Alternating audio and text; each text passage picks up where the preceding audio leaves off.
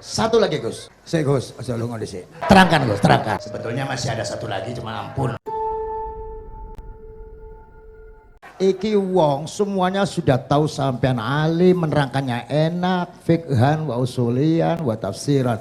Cuma mereka yang tanya itu, biyen belajar piye kok iso alim kaya ngono, ya kan? Nah, terangkan Gus, terangkan. Andaikan pertanyaan itu ke Mbah Mun, mungkin jawabnya gurune sopo.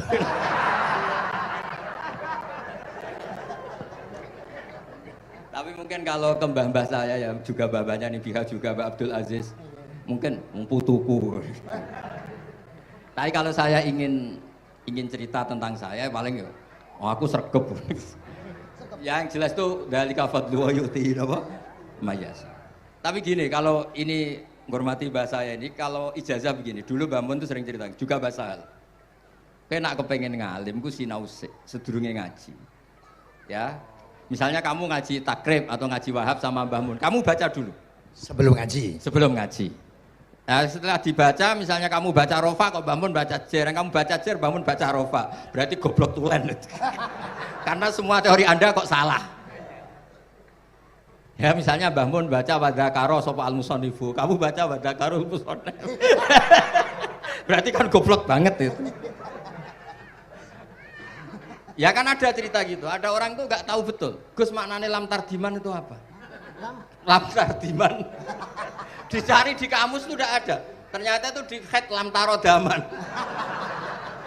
Dia baca satu lam tardiman, dicari di kamus sampai hidup mati lagi agak ada. Nah, jadi kamu baca dulu, misalnya di bab head lam taro ngali sapa mar'ah daman ing getih. Ternyata ngaji Mbah Mun paginya jadi baca lam taro daman. Jadi kalau kamu malamnya baca lam tardiman loh kok. Jadi itu kata Dewi Mbah Mun mergo sorokan kabeh santriku ora mungkin. Carane ngecek kebenaran Anda yo maca sik. Nanti kalau kemiripannya 50% ya separuh alim. Kalau 70% ya serontok alim. Tapi nanti kalau kemiripannya sampai 100% dan berkali-kali, ya berarti kan sudah luar biasa. Jadi yang ngaji sama Ki Mustafa, Ki Niam, saya mohon santri-santri itu belajar dulu. Biar bisa ngecek nanti guru saya baca kayak apa. Waduh salah ya Gus. Kenapa lah? Waduh salah. Karena kiai itu kalau salah ya mau ngalah. Ini ceritanya Mbah Mun betul. Ada kiai nggak tahu apa kakean mergawe, kakean politik nggak tahu. Wal babi lan walang. Terus ada santri, kulo gak ada makna kok lawang. Ya walang sing ning lawang cung. Mau ngalah. Terus watini lan wit alu. Gurune maca alu. Kulo gak ada makna kok elo. Lah ya wit telu kena gua alu. Tapi saya menangi kiai itu kalah sama santri itu. Saroko nyolong sapa wong albedo tangi anduk. Terus gurunya kaget. Cung kok anduk, cung. Bareng didelok endok. Karena kalau pegon kan anduk sama endok itu padha wae. Ini ada padha. Tapi kiainya akhirnya kalah. Memangnya nyolong anduk boleh? Yo ora, cung, yo haram, yo padha wae kalau gitu nyolong. Nyolong endok ya haram, nyolong anduk haram. Lo cerita itu masyhur itu. Kalau cerita yang terkenal di Lirboyo itu kan ada santri dari Jakarta di kelas. Gurunya bilang Ja'a Zaidun, Zaid datang. Waro'a itu Zaidan, saya melihat. Si murid ini itu melihat pintu terus. Lama-lama gurunya itu tersinggung. Kamu diajari pelengahan nggak sopan. Habis Ustadz bohong. Lah kenapa bohong? Katanya Ja'a Zaidun, Ro'a itu Zaidan. Zaidnya mana?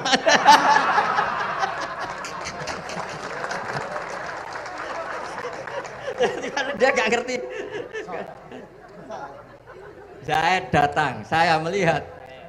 Mana orangnya kok dibahas-bahas terus itu. Ya, jadi yang serius tadi kalau sampean ingin nguji kualitas Anda. Makanya saya dulu itu pede baca kitab di depan Mbah Mun karena ya ngecek. Dan dulu itu Gus Zofur, Gus Kamil sebelum ngaji ya itu mesti sinau sama saya. Nanti ketika Mbah Mun baca tadi kalau kemiripannya kita 90% ya bagus. Syukur-syukur sampai 100. Dan itu terulang sampai Wahab Hatam, Jamul Jami' Hatam. Sehingga kita tahu Jadi kalau diskusi kita kok salah ya tahu, kalau benar ya tahu, kalau tahqiq ya tahu. Biasanya kalau tahqiq itu Mbah Mun karena takut menyalahkan kiai-kiai Jawa, kalau baca 2 kali, misalnya begini, yasmalu, kadang diwaca yasmilu ora apa-apa nggih Jawa wae gitu. Karena kalau kita memaksakan sampai benar seperti di kamus, kayaknya kalau kiai Jawa itu berat sekali. Dumeli bojo bolak-balik mesti ora goblok wis apik lah. Karena kalau baca tahqiq itu kan butuh kamus. Yang benar itu yasmalu misalnya. Tapi kan populer juga orang baca yasmilu. Saya tuh menangi loh, Kiai Jawa dulu baca Simai itu menangi, Masdar Simai. Lama-lama setelah banyak alumni Al-Azhar terus berdasar kamus baca Samai semua sekarang. Saya menangi Kiai itu baca dilalah. Lama-lama karena sekarang udah banyak punya kamus, baca dalalah. Fa'alah. Jadi Kiai itu juga kadang-kadang keteror muridnya. Makanya Syekh Zakaria Al-Ansori itu pernah ditanya, kenapa engkau begitu alim alama sampai dilakopi Syekhul Islam? Kata beliau itu lucu jawabannya, karena saya ini orang yang sial. Saya dulu punya guru namanya Ibnu Hajar Al-Asqalani dan punya murid namanya Ibnu Hajar Al-Haytami. Kata beliau, dukik tu bena hajaro ini. Saya ini digebek 2 batu. Kalau mau ngaji takut saya minta ampun karena disuruh baca sama Ibnu Hajar Al-Asqalani. Kalau mau ngajar takutnya saya bukan main karena Ibnu Hajar Al-Haytami itu cerdasnya bukan main. Jadi kalau saya salah itu konangan. Akhirnya dia jadi orang sial tadi. Mau ngaji ya belajar, mau ngajar ya belajar. Makanya meskipun ini pernah sepuh saya tidak berani ngaji beliau. Wah mesti meriang saya kalau ngaji. Jadi yang terkenal alim-alim mohon ngajinya dikurangi ya, karena ini kasihan gurunya. Kasihan gurunya. Nggih, Bon cekap. Bon, itu catat ya. Sebelum ngaji baca dulu. Satu lagi, Gus. Sampean ketoke kiai desa kok kuliah. Betul kuliah? Oh, nggih. Pun dari belajar dari mana sampai kemana Gus jenengan? Dari Mondo sampai ke Jogja sampai Putih. Monggo.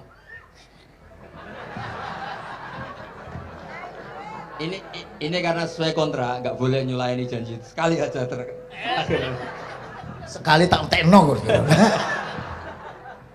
Jadi sebetulnya kalau di ilmu, saya kan sering ketemu ahli geologi, ahli sosiologi. Sebetulnya di ilmu kita, saya kan lama di Jogja dan itu yang saya pakai juga ilmu zaman di pesantren. Misalnya sosiologi itu kan ada mukadimahnya Ibnu Khaldun. Itu kan teorinya luar biasa. Misalnya begini, kenapa Rasulullah itu harus dari suku Quraisy, suku yang sangat terhormat di Mekah? Itu secara teori sosiologi loh, bukan teori nubuah. Kata Ibnu Khaldun, Nabi itu mesti final dari kaum itu aneh. Saya ulang lagi, Nabi itu final dari kaum pasti aneh. Nah masa aneh-aneh ini ditoleransi oleh umatnya karena beliau dari suku yang terhormat. Coba kalau dia dari suku, beliau dari suku yang hina, pasti pas aneh-aneh langsung diadili. Ya kalau di NU lah, ndak Gus Dur kok bikin aneh-aneh di NU kan langsung tuntas. Tapi berhubung Gus Dur itu coba Hasyim. Orang itu mentoleransi, bahkan mengira jangan-jangan teori beliau lebih baik ketimbang kita. Nah makanya terus kata Ibnu Khaldun, ma ba'atsawu nabiyan illa fi mana'atin min qaumin, tidak ada nabi diutus kecuali dari kaum terbaik supaya masa-masa transisi ini nggak ada perlawanan. Nah itu namanya sosiologi. Sehingga beliau ngendikan, ini versi tarikh bukan versi Ibnu Khaldun saja. Ketika sahabat disuruh hijrah karena disakiti orang kafir Quraisy, lah engkau sendiri ya Rasulullah, saya ini orang Quraisy, nggak akan ngalami yang seperti Anda alami. Nah itu namanya sosiologi. Begitu juga matematika.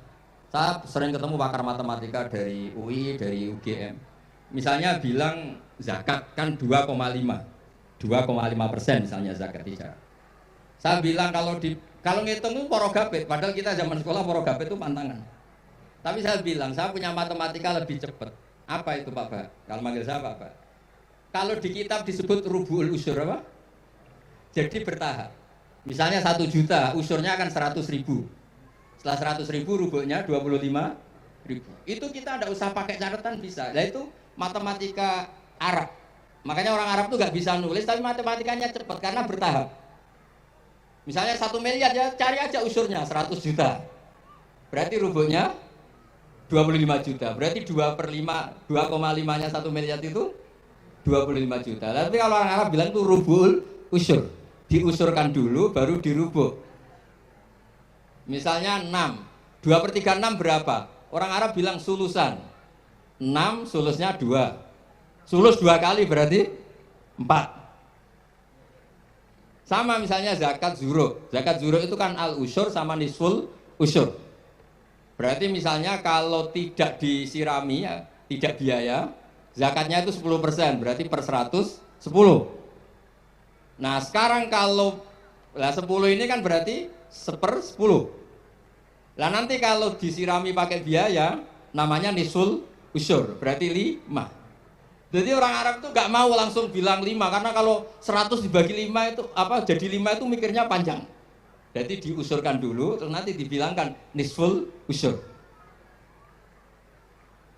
Jadi ilmu khazanah kita itu sudah luar biasa. Nah, itu makanya terus orang Arab kalau ngitung matematika itu udah usah tulisan, udah usah porogabit, karena bertahap tadi. Jadi misalnya 2,5, bahasannya apa? Rubu'ul usyur. 1 miliar, usurnya berapa? 100. Rubuknya berapa? 25. Nah ini semoga buatan ngingkari janji. Wassalamualaikum warahmatullahi wabarakatuh. Matur. Sebetulnya masih ada satu lagi, cuma ampun. Beliau adalah sangat hafal dengan nu'util masyayikh. Artinya sebutan. Kenapa Imam Ghazali itu Syekhul Islam, Hujjatul Islam. Kenapa Imam Anu Syekhul Islam. Kenapa Imam Anu, sahabat Anu, kok ada Saifullah, ada Asadullah. Itu biar ahli sekali. Karena ini belum tuntas, jadi ya berikutnya insya Allah kita mentongak ya Allah, moga-moga Gus Bah gelem kono ndonga jajal dongane Gus Bah karo donga sampean mandindi kira-kira. Matur nuwun Gus, matur nuwun Sayyid, matur nuwun, sangat matur nuwun, sangat Masya Allah niki jelas Gus Bah itu enteng, cepet antu diterimanya ku napa jenenge keterangannya cepet dan lain sebagainya cepet. Enggak ada kayak yang jelimet. Tak kira apalagi saya mendengar dianya saja nggak paham nggak. Nah itu. Nah, demikian matur nuwun sampai kudu matur nuwun sangat wong sing lagi uzlah ora gelem. Luar biasa kita hanya selanjutnya atau mau Gus. Kula sak sedulur sak santri nek pas jenengan donga pas uzlah njaluk ditongakne ngoten mawon. Nah nggih, mboten mawon nggih. Sampai itu. اللهم صل على سيدنا محمد مصري بعين الحمد لله رب العالمين اللهم ربنا ظلمنا انفسنا وان لم تغفر لنا وترحمنا لنكونن من الخاسرين اللهم يا فتاح يا خير الفاتحين افتح قلوبنا واشرح صدورنا واجعل علومنا نافعة واجعل أعمالنا صالحة واجعل ذرياتنا طيبة واجعل حياتنا حياة مطمئنة مرزوقة سالمة من الآفات والبلايا برحمتك يا أرحم الراحمين اللهم يا لطيفا بخلقه ويا عليما بخلقه ويا خبيرا بخلقه الطف بنا يا الله في قضاء حوائجنا كلها من حياة الدنيا والآخرة يا لطيف يا عليم يا خبير لا إله إلا أنت سبحانك إني كنت من الظالمين لا حول ولا قوة إلا بالله العلي صلى الله على سيدنا محمد الحمد لله رب العالمين الفاتحة